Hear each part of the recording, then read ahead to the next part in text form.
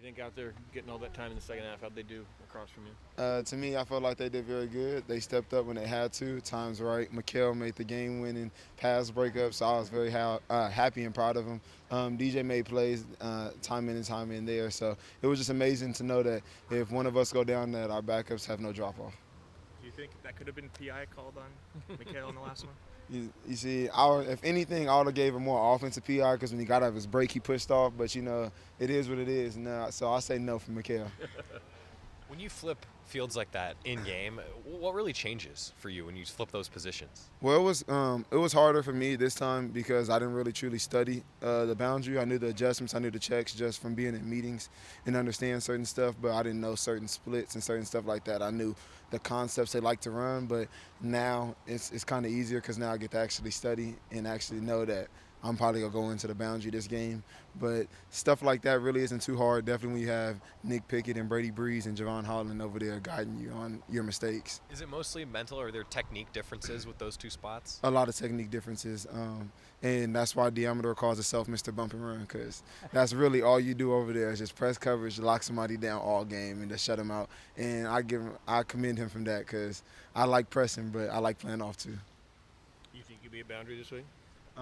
I probably would play in there. Mikael stepped up, so Mikael deserves playing time. So Mikael's will get in the game. So is DJ. So just depending on how things go and how things roll, I might get in there, I might not.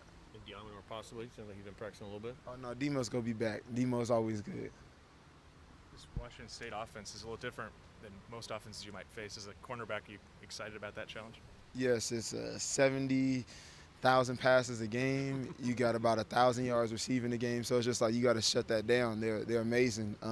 Leach started a lot of stuff, and you can go around the country and see how many people branched off from him with the idea of his offense. So you have to go against probably one of the greatest offensive minds in college football, and you have to shut him down. And even if he doesn't have the players to do it, he's always going to be able to make sure they get open and be able to get in position to make those plays. It's just up to them to making them. So we have to do our best to make sure to not allow them to get in that position, because no matter what you do, no matter what defense you run, Leach can dial it up. Does the frequency of the pass wear defenses out, you think, or what kind of, why is that such a successful way of attacking defense? It's just successful because Leach done what people always wanted to do on getting your best players in open space and forcing you to make one-on-one tackles. And you can ask anybody on the defense, the hardest thing to do in open field is to make a tackle. That's the hardest thing to do. So all Leach does is put all his dudes in open space and say, now I'm going to put my playmaker versus your playmaker one-on-one. What you going to do about it?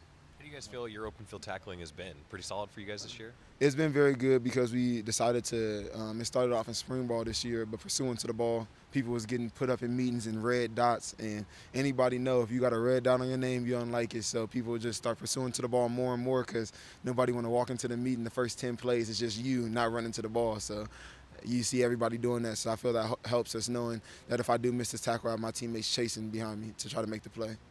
Guys that they put in spaces, they're running back. I know you're not going to line up with them directly, but how tough is that going to be conscious of? Because whether you're man or zone, that he could be into the flats at any given play. He's something special. He's very special. You see against Houston, they called it back, but he took a wheel 65 yards to the house and outran the whole defense.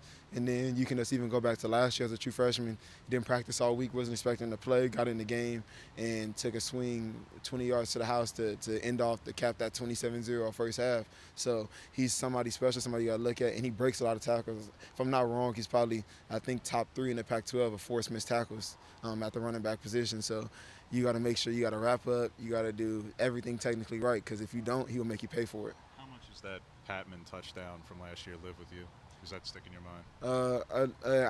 I'm on a revenge tour for anybody that kind of passed on me from last year, and other teams too, but I don't even want to bring that up right now. So I also just got to make sure I do what I got to do, because that feeling to know that I gave up that catch, I think it was on second down and 8, to kind of solidify the game, it hurt me from that point on, and I always tell myself if I ever get a chance to get my get back, I'm going to get it. You're so competitive. When you popped up after that touchdown on Saturday, you were really agitated. Yes. Were you just angry at yourself on that, or were you angry at something that happened on the play, or just at yourself? Or more on myself. I seen they ran that play the series before, and it was kind of open, but it was in a different defense. And then they ran it again, and I knew it was coming, but I reacted too late, and that's what happens when you got a good quarterback like that. And Jacob Eason puts the ball on the money.